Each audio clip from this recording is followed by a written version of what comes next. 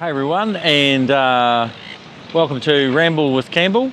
Today I'm going to do a lens comparison between two lenses that I was looking for a comparison between when I went to buy the second one, and I just couldn't find one. So anyway, so I thought I'd make this for you guys.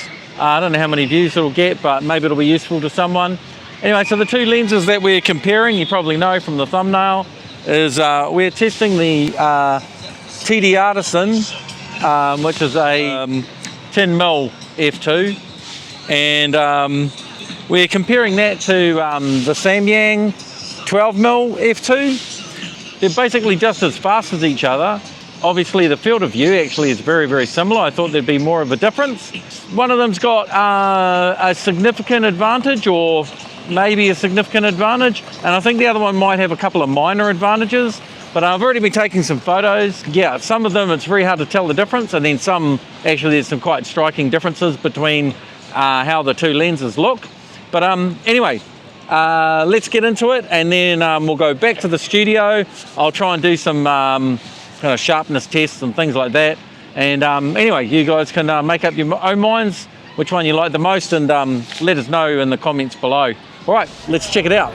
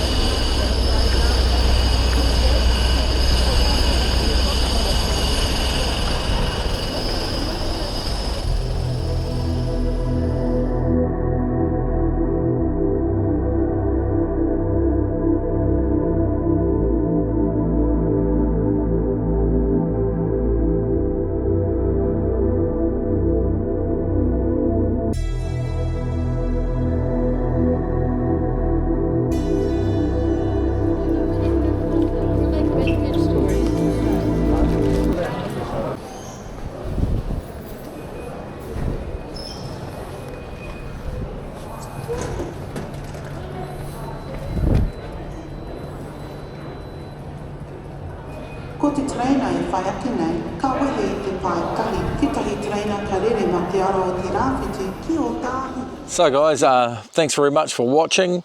I hope this has been useful. I'm just going to sum up my thoughts on the two lenses and say what I think some of the advantages and disadvantages of them are. Now, as you can see, they're pretty similar lenses. They have pretty similar focal lengths. If you go and watch reviews on them, you'll see that the sharpness is really good on both of them. I think the Samyang has a little bit less vignetting, whilst the TTartisan has a slightly stronger vignette, and it doesn't go away as you stop down, so that might bother you. Vignette doesn't bother me that much, to be honest. So let's talk about the advantages of the TTartisan. So the TTartisan 10mm f2, obviously one of the advantages is that very slightly wider field of view. They're not significant, but that little bit extra could maybe come in handy for what you're doing or might be of importance to you. The other aspect of the TTartisan that is arguably a little bit better is it's got much clearer, more defined sun stars. So if that's an important thing to you, then that'll be good. I think it also has a little less flaring from the photos that I looked at. I will be posting a few bits and pieces as I go through. Now let's talk about the Samyang. Now the best aspect of the Samyang, and I think it's a really significant aspect, and it's probably the deciding factor between these two lenses for me, because I think otherwise they're quite similar, and I don't care about sun stars all that much. The thing about the Samyang that's significantly different is its close focus distance is just so much closer, so you can get a lot more magnification on things up close, and that can give you some really unusual perspectives. I'll give you just here, I'll put a couple of shots so you can see the difference between how close you can get on the Samyang versus the TTartisan. Yeah, I think that's a really significant difference between these two lenses. But let me know what you think. Put your comments down below. Let me know if you liked my photos. I know they're less than perfect, but hopefully they were still useful. One thing that was really interesting is trying to use them for street photography.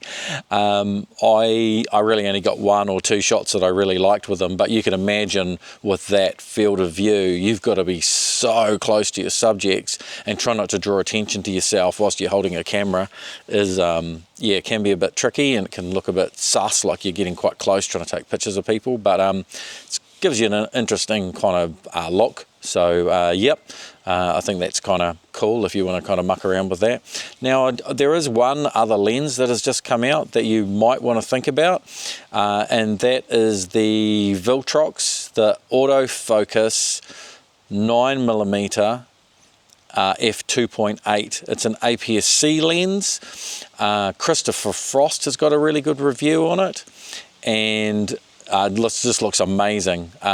Just like looking at a whole lot of his different reviews, he always takes the same photos, and just the pictures he took with the 9mm Viltrox were stunning. Like I instantly was like, I'm just going to sell both my lenses and get one of those. But I was just having a look online, and it's unfortunately at the moment of putting this video out anyway, it's only available for the Sony mount or the Nikon Z mount.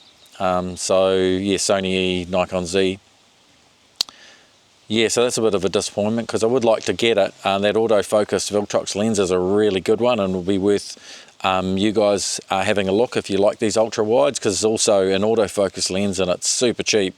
It's only going to be like $400 or $500 New Zealand. I think they're only like $350 euro, or roughly $350 US or something. Anyway, you guys can check the prices out, go and look at them. The other thing too is obviously this wasn't a full review of these two lenses, so if you want to look at build quality, you know, what they'd look like, you know, unboxing and all the bits and pieces about them, then there are tons of reviews out there. check out Christopher Frost. He really likes wide angle lenses and his reviews are really cool. And I know that he's got a TTartisan 10mm review, and I think he's probably got a Samyang one as well. I wouldn't be surprised. It'll be an older review because that lens has been out for a long time. But price wise, these two lenses are arguably sort of in the same price range. The Samyang's more expensive if you're buying it new, but to be honest, like you can pick them up secondhand really easy, and they're about $350 secondhand New Zealand, and the TTartisan's about $350 New Zealand new. So anyway, I hope that was useful to you guys.